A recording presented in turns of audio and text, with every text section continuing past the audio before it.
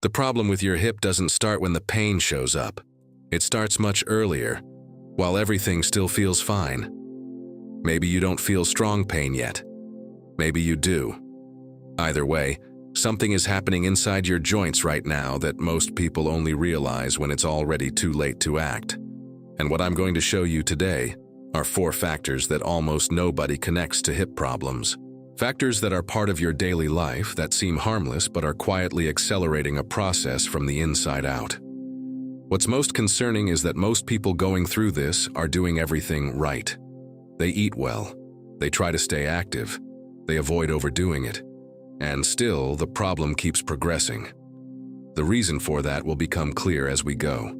There's a key detail that changes how all of this works, and once you understand it, everything starts to make sense. If this kind of content helps you, it's worth subscribing. Let's talk about something that happens to a lot of people after 60. You wake up in the morning and need a minute or two before your body feels fully loose.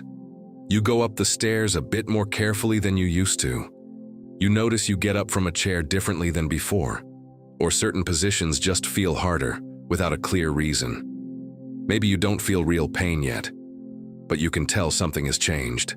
And then you start avoiding small things. First a longer walk, then an activity with your grandkids, then a trip. And before you realize it, your life starts getting smaller, little by little, without you ever deciding to give anything up. That's not you overreacting. It's not weakness. It's your body sending signals that deserve real attention. Now the 4 factors that surprise most people when it comes to hip health after 60. The first is lack of quality movement. Most people think hip problems come from doing too much, but the opposite can be just as harmful. Sitting for hours without interruption reduces internal circulation in the joint and interferes with a process your body relies on to keep it nourished and lubricated.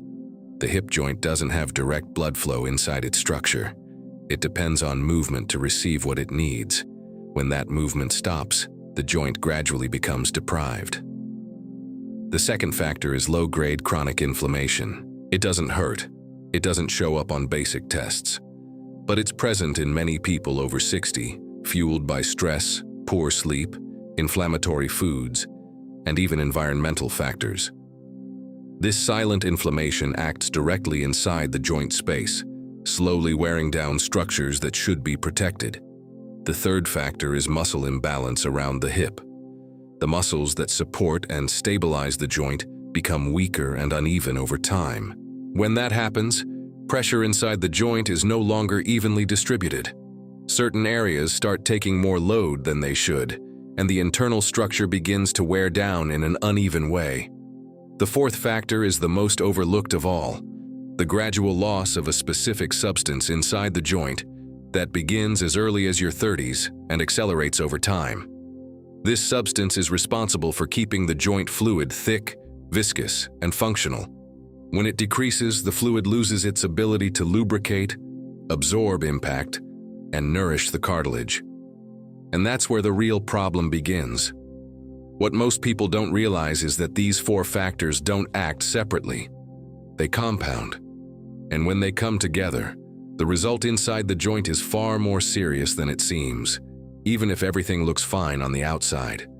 The issue is that when this happens, it's not just occasional discomfort. First, movement becomes more limited. Not all at once, but gradually. And each new limitation starts to feel normal. Then the deterioration process speeds up, because without proper protection, the joint can't recover at the same pace it's being worn down. And finally, there's the emotional impact. The frustration of relying on others. The heaviness of waking up already feeling stiff. The uncertainty about what the next years might look like. It adds up in a way people don't usually talk about. For a long time, common belief was that all of this was just natural wear and tear. That hip pain was simply the result of years of use. But that explanation has a major flaw. If it were only about wear, the people who use their bodies the most should have the worst joints. So why do many sedentary people still develop these problems? And why did research analyzing over 2,000 ancient skeletons find that our ancestors, who walked more, carried more, and lived without modern comfort, had far fewer signs of joint deterioration than we see today? That doesn't make sense if the cause is just use. There's another explanation, one that makes much more sense. Inside every joint, including the hip, there's a space filled with a thick, viscous fluid. This fluid is called synovial fluid, but an easier way to think about it is as joint jelly, because that's exactly what it looks like and what it does. This gel has three essential functions. First, it lubricates. It coats the inner surfaces of the joint so they can glide smoothly without friction, like oil in a hinge. Second, it nourishes. The cartilage doesn't have its own blood supply. It relies entirely on this gel to receive oxygen and nutrients. Without a healthy gel, the cartilage is essentially starved. Third, it protects. It forms a barrier against inflammatory elements that would otherwise circulate freely inside the joint and damage the cartilage. When this gel is thick and healthy, the joint works well. When it starts to thin and dry out, all three systems begin to fail at the same time. And what causes this gel to lose its thickness is the gradual loss of that substance I mentioned earlier, a molecule called hyaluronan, which helps the gel stay dense and functional. This loss starts around your 30s and accelerates with age. And research suggests that environmental factors have made this process even faster in recent decades.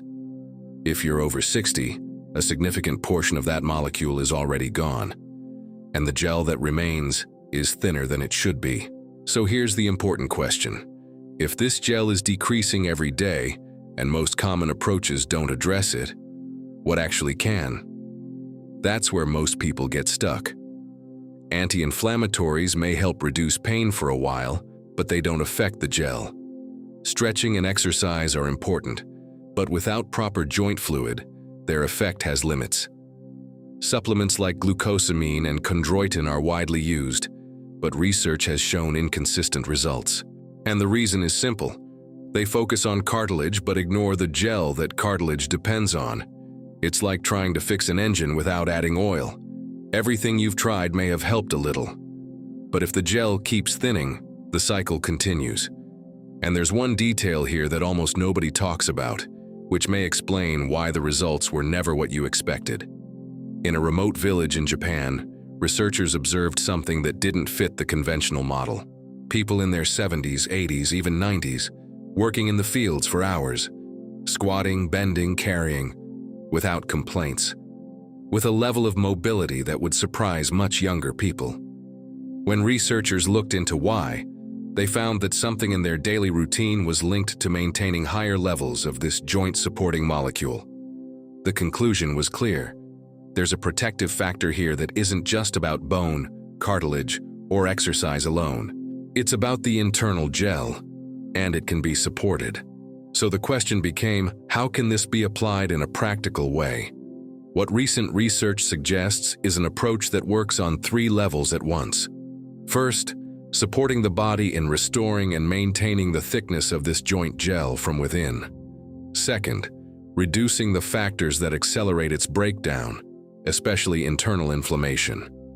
And third, helping the body sustain this support over time, since joints don't recover overnight. Studies have shown improvements in joint comfort, flexibility, and mobility with this type of approach. And what stood out is that results didn't stop after a few weeks. They continued improving over several months. This is different from approaches that only provide temporary relief. There's no instant solution here. And anything that promises results in days is likely just masking the problem. What actually works is consistency. And the biggest mistake people make is stopping too early, before the process has time to build. What truly makes a difference here isn't something that's openly talked about. I left more details below this video explaining how this works in practice and what you can start considering today, including why most joint supplements ignore the most important part of the joint structure and how that explains their limitations, and what mechanism researchers have identified as a key factor in maintaining hip function over time. Taking care of your hips now isn't about fear. It's about keeping the freedom to live the way you choose.